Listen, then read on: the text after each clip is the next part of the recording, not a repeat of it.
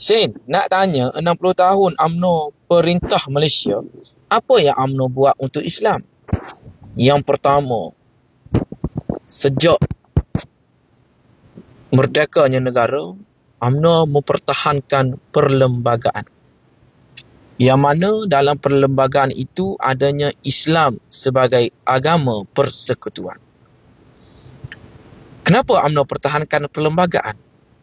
Dengan adanya perlembagaan Islam sebagai agama persekutuan, kita sebagai warga negara, dalam kad pengenalan kita, berbeza dengan negara lain tu, dalam kad pengenalan pun membenarkan untuk ada agama.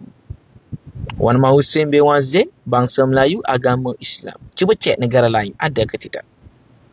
Yang kedua, bila kita mempertahankan perlembagaan Islam sebagai agama persekutuan, peruntukan negara boleh digunakan untuk pembangunan Islam. Sebab itulah kita boleh bangunkan pendidikan Islam menggunakan duit kerajaan. Di sekolah-sekolah adanya pendidikan Islam, adanya guru-guru Islam, ada surau. Kita bina universiti Islam, adanya masjid. Bilal imam boleh dibayar menggunakan duit kerajaan. Berbeza dengan negara lain, Bilal dan imam itu dibayar menggunakan duit zakat orang Islam saja. Sebab apa? Sebab duit itu bukan hak negara untuk bayar kepada orang Islam sahaja. Tapi agak di Malaysia, alhamdulillah, untuk orang Islam tidak ada apa-apa kesalahan kerana ia termaktub di dalam perlembagaan. Oleh kerana Islam sebagai agama persekutuan yang termaktub di dalam perlembagaan, kita bebas untuk menyebarkan dakwah Islam tanpa nak berlindu-lindu. Kita buat terbuka.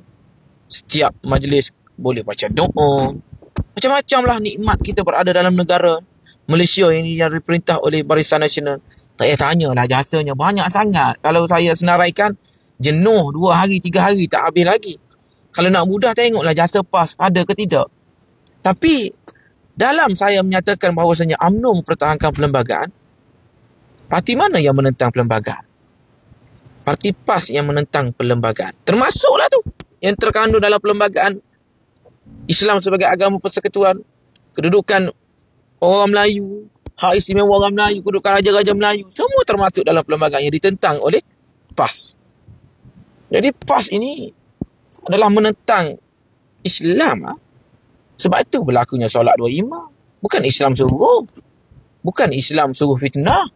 Bukan Islam suruh berbalah sama sendiri sehingga berlakunya kematian. Itu PAS je. Nak bagi tahu. Sebab dia bukan perjuangkan Islam, dia perjuangkan parti. Kalau dia perjuangkan Islam, mesti akan melahirkan pengikut-pengikut yang berakhlak baik. Dan negeri Kelantan, kita tengok tu, negeri Kelantan, sejak 1959 hingga 1978 PAS jadi kerajaan. Lepas tu dia ambil pula 1990 sehingga hari ini dah 35 tahun. Kalau kita kira daripada 1959 hingga hari ini, berpuluh-puluh tahun dah PAS jadi kerajaan ni. Tapi kita ambil 35 tahun je selepas dia rampas daripada Barisan Nasional. Apa yang dia buat tentang Islam? Jenayah meningkat. Anak-anak Kelantan terpaksa keluar Kelantan. Jadi tak payah tanyalah bang, apa jasa UMNO? Abang hari ni pun Islam kat pengenalan pun jasa UMNO. Itu yang nak kita tahu.